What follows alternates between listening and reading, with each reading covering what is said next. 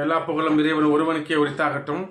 இன்னைக்கு நம்ம பார்க்க போறது பாத்தீங்கன்னா அஜீரணமும் மலச்சிக்கலும் ஆரம்ப நோய். இன்னைக்கு நம்ம குழந்தைகளுக்கு நம்ம சில விஷயங்களை கட்டாயமா கத்துக் கொடுக்க வேண்டியது அவசியமா இருக்குது. இன்னைக்கு ஒரு குழந்தைக்கு அஜீரணம் ஏற்படுது, ஒரு மலச்சிக்கல் ஏற்படுது, இங்க இருந்துதான் ஒவ்வொருத்தரும் நோயாளி ஆகிட்டே இருக்கிறோம். இந்த ஆரம்பத்தையே நம்ம அடிச்சிட்டோம் அப்படின்னா நம்ம ஆரோக்கியமான வாழ்க்கையை வாழலாம். இப்ப நான் சொல்றதை நீங்க நல்லா புரிஞ்சுக்குங்க. இதை நீங்க உங்க குழந்தைகளுக்கிட்ட உங்கள்ட்ட இருந்து ஆரம்பிங்க. அதை பார்த்து உங்க குழந்தை வரும். நீங்க நிச்சயமா சாப்பிடும்போது மொபைல் போன் பேசக்கூடாது, மொபைல் போன் பார்க்க கூடாது, டிவி பார்க்க கூடாது. எவ்வளவு பெரிய வேலையா இருந்தாலும் தயவு செய்து ஒரு 10 நிமிஷம் நீங்க அந்த சாப்பாடுக்கு ஒதுக்குங்க. அதை அந்த சாப்பாடை பார்க்கும்போது அந்த இறைவனுக்கு நன்றி சொல்லுங்க. இந்த சாப்பாடு நமக்கு எத்தனை பேருக்கு கிடைக்கல, இந்த சாப்பாடு நமக்கு கிடைச்சிருக்குன்னு இறைவனுக்கு நீங்க ஃபர்ஸ்ட் நன்றி சொல்லுங்க. அப்புறம் அந்த சாப்பாடை பாருங்க, பார்த்தல், ரசிங்க. அதுல என்னெல்லாம் இருக்குது ரசிங்க.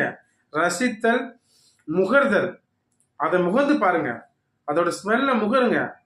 அப்புறம் சுவைத்தல், நல்ல மென்னு நல்லா சுவைச்சு சாப்பிடுங்க. அப்புறம் அதை கேட்டல், நீங்க மெல்லுறது உங்க காதை கேட்கணும்.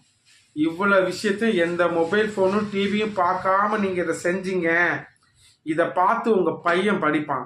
இன்னைக்கு ஒவ்வொரு குழந்தைக்கும் மொபைல் போனு, ஏன் நம்மளை பார்த்தா நம்ம பசங்க வளருவாங்க. நீங்க மட்டும் இதை வீட்டுல செஞ்சு பாருங்க, நிச்சயமா என் வீட்டுல மாற்றம் ஏற்படுறது மாதிரி உங்க வீட்டுல ஏற்படும். இன்னைக்கு அஜீர்ணமும் மலச்சிக்கலும் தான் ஆரம்ப கட்ட நோய். தயவு செய்து ஒரு பொருளை சாப்பிடும்போது, ஒரு உணவை சாப்பிடும்போது அதை ரசிச்சு நீங்க சாப்பிட்டு பாருங்க. நிச்சயமாக சீக்கிரமா ஜீரணமாகி மலச்சிக்கலிருந்து வெளியே வந்துடலாம், நோயிலிருந்து வெளியே வரலாம். இல்லை அப்படின்னா நிச்சயமாக நாம் வருங்காலத்தில் நம் நோயாளிகளை நாம் உருவாக்கி கொண்டிருக்கிறோம்.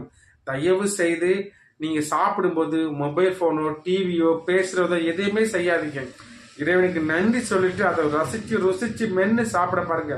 நொறுங்க தின்னால்தான் 100 வயது, நொறுக்கு தீனியே அல்ல. நன்றி.